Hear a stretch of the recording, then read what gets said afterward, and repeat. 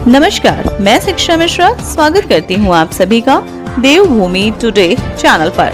चलिए जानते हैं आज के हिमाचल प्रदेश की बड़ी खबरों को। लेकिन उससे पहले अगर आपने हमारे चैनल को अभी तक सब्सक्राइब नहीं किया है तो जरूर करें, साथ ही शेयर और लाइक भी करें। तो चलिए शुरू करते हैं खबरों का सिलसिला विस्तार से। प्रदेश में फिर बदलेगा मौसम, आंधी का येलो अलर्ट जारी, तापमान में हल्की गिरावट का अनुमान।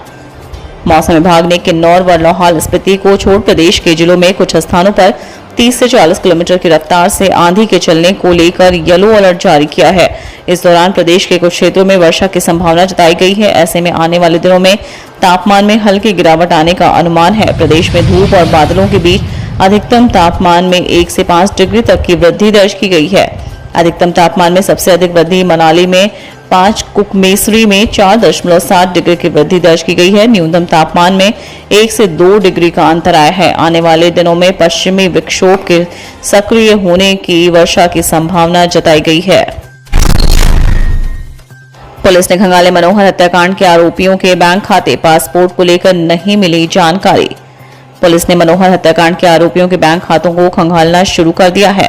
वहीं पासपोर्ट व अन्य दस्तावेजों की भी जांच चल रही है। एसपी अभिषेक यादव ने बताया कि प्रारंभिक जांच में आरोपी परिवार के विभिन्न सदस्यों के बैंक खातों व एफडी में कुल 10 लाख रुपए पाए गए। जांच अब भी जारी है।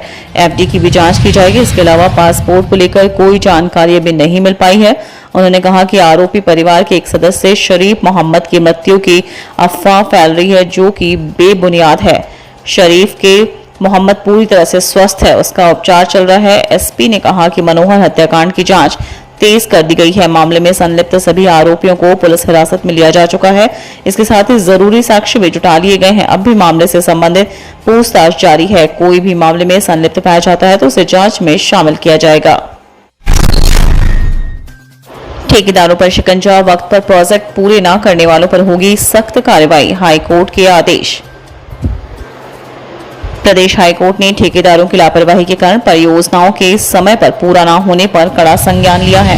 कोर्ट ने ऐसे ठेकेदारों के खिलाफ कड़ी कार्रवाई करने के प्राविधान बनाने के आदेश देते हुए मुख्य सचिव से स्टेटस रिपोर्ट तलब की है। मुख्य न्यायाधीश एमएस रामचंद्र राव और न्यायाधीश अजय मोहन गोयल की खंडपीठ ने मामले की गंभीरता को देखते हुए पूर्व महाधिवक्ता श्रवण डोगरा को इस जनहित मामले की पैरवी के लिए कोर्ट मित्र नियुक्त करने के आदेश जारी किए हैं।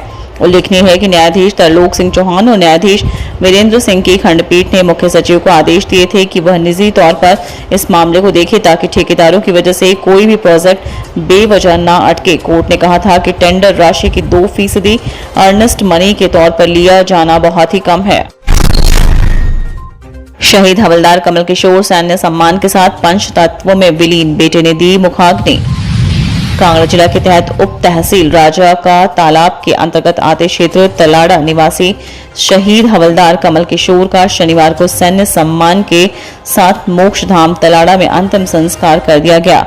बेटे शुभांश ने पिता की चिता को मुखाग्नि दी। इससे पहले 25 असम राइफल जालू की दीमापुर से सूबेदार कर्नल सिंह व 14 राज राइफल स्टेशन हेडक्वार्टर पठानकोट की टीम शहीद हवलदार कमल किशोर के पार्थिव देह को लेकर शनिवार सुबह 6 बजे उनके पैतृक गांव तलाड़ा पहुंचे। पति के पार्थिव देह को तिरंगे में लिपटा देखकर पत्नी सुधा, बेटे सुभाष, बेटी सिमरन की चीख पुकारों से हर किसी की आंखें नम हो गईं। वहीं माता संध्या देवी, पिता टेकचंद अपने बेटे को ताबूत में देखकर अपना होश खो बैठे। आईआईटी मंडी करेगा G20 और S20 मीट की मेजबानी।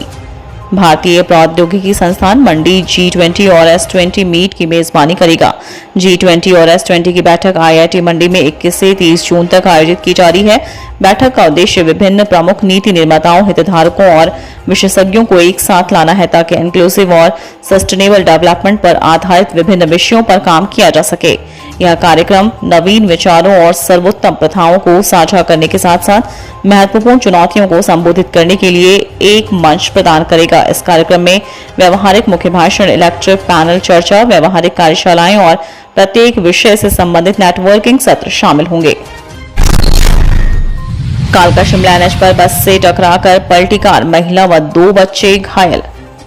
कालका शिमला NH 5 पर स्थित वाकना घाट के पास शनिवार को एक कार ने शिमला से सोलन की तरफ जा रही निजी बस को टक्कर दे मारी। टक्कर इतनी जबरदस्त थी कि कार बस से टकराने के बाद सड़क पर पलट गई। कार में चालक कुलदीप सहित महिला रीना व 3 बच्चे शरिका, अनाया व त्रिशा सवार थे। टक्कर में कार सवार रीना सहित 2 बच्चे शरिका व अनाया घायल हो गए। स्थानीय लोगों की मदद से कार से सभी लोगों को बाहर निकाला और प्राथमिक उपचार के लिए अस्पताल पहुंचाया। महिला को सिर में गंभीर चोटें आने के चलते डॉक्टरों द्वारा IGM से शिमला रेफर कर दिया गया है, जबकि दोनों बच्चों को कंडाघाट अस्पताल में प्राथमिक उपचार दिया गया। घटना की सूचना मिलने के बाद SDM सिद्धार्थ आचार्य व तहसीलदार राजेंद्र अस्पताल पहुंचे व प्रशासन की तरफ से घायलों को 5,000 रुपए फौरी राहत दी गई। प्रदेश के इतिहास में पहली बार पूर्व मुख्यमंत्री को मृतक के परिजनों से मिलने से रोका गया। नेता प्रतिपक्ष एवं पूर्व मुख्यमंत्री जयराम ठाकुर ने कहा कि हिमाचल प्रदेश के इतिहास में यह पहली बार हुआ कि जब पूर्व मुख्यमंत्री को किसी मृतक के घर शोक प्रकट करने से रोका गया। उन्होंने आरोप लगाया है कि ऐसा पहली बार हुआ है। असंवेदनशील और गैर जिम्मेदार सरकार प्रदेश में पहली बार आई है। जयराम ठाकुर ने यहां जारी बयान में कहा कि घटना के 11 दिन बीत जाने के बावजूद सरकार प्रतिनिधि का मृतक के घर नहीं पहुंचना दुर्भाग्यपूर्ण है। उन्होंने कहा कि सरकार बताए कि मृतक मनोहर के परिवार से मिलने से प्रदेश को किस प्रकार का खतरा है। नेता प्रतिपक्ष ने कहा कि सरकार कुछ अहम चीजें छुपाना चाह रही है, जिसका कारण उनको मिलने से रोक दिया गया। चंबा मनोहर हत्याकांड, प्रदेश भर में भाजपा का प्रदर्शन, आरोपियों पर कार्रवाई की मांग। मनोहर हत्याकांड मामले में भाजपा ने शनिवार को सभी जिलों में धरना प्रदर्शन किया। इस दौरान भाजपा नेताओं ने सरकार से आरोपियों के खिलाफ कड़ी कार्रवाई और मृतक के परिवार को उचित आर्थिक सहायता दिए जाने की मांग की। चेतावनी दी है कि अगर मांगे नहीं मानी तो भाजपा प्रदेश में जन आंदोलन करेगी। धरना प्रदर्शन के बाद भाजपा नेताओं ने जिला मुख्यालयों में उपायुक्त के माध्यम से राज्यपाल को ज्ञापन सौंपे। HPU 30 जून तक तैयार कर देगा UG अंतिम वर्ष का परिणाम। हिमाचल प्रदेश विश्वविद्यालय ने इस बार PG कोर्स की प्रवेश प्रक्रिया को समय से पूरा करने और छात्र छात्राओं की परेशानी कम करने के लिए तय समय सीमा पर UG अंतिम वर्ष का परिणाम घोषित करने का लक्ष्य रखा है। विश्वविद्यालय ने अंतिम वर्ष के करीब 50,000 विद्यार्थियों की उत्तर पुस्तिकाओं का मूल्यांकन कार्य पूरा कर लिया है। अब विश्वविद्यालय ने 30 जून तक परिणाम तैयार करने का लक्ष्य रखा है। पूरी उम्मीद की जा रही है कि विश्वविद्यालय जुलाई के पहले सप्ताह में अंतिम वर्ष के तीनों संकायों का परिणाम घोषित कर देगा। यदि सब तय समय सीमा के भीतर हुआ और परिणाम आए तो HPU 10 जुलाई से ही PG कोर्स की काउंसलिंग शुरू कर इसी माह PG की प्रवेश प्रक्रिया पूरी कर देगा। विश्वविद्यालय के परीक्षा नियंत्रक डॉक्टर JS नेगी ने बताया कि स्नातक अंतिम वर्ष की उत्तर पुस्तिकाओं का मूल्यांकन कार्य पूरा कर लिया गया है। द्वितीय वर्ष का मूल्यांकन कार्य प्रगति पर है। बताया कि 30 जून तक अंतिम वर्ष का परिणाम तैयार करने के पूरे प्रयास किए जा रहे हैं। 19 जून को होगी मंत्रिमंडल की बैठक। NTT व पैरा वर्कर भर्ती पर फैसला संभव।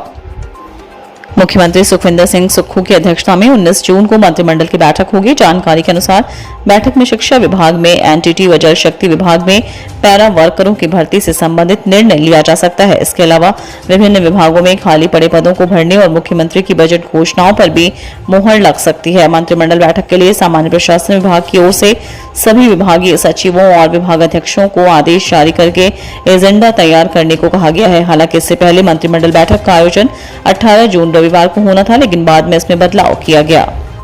तो ये थी आज के हिमाचल प्रदेश के प्रमुख खबरें।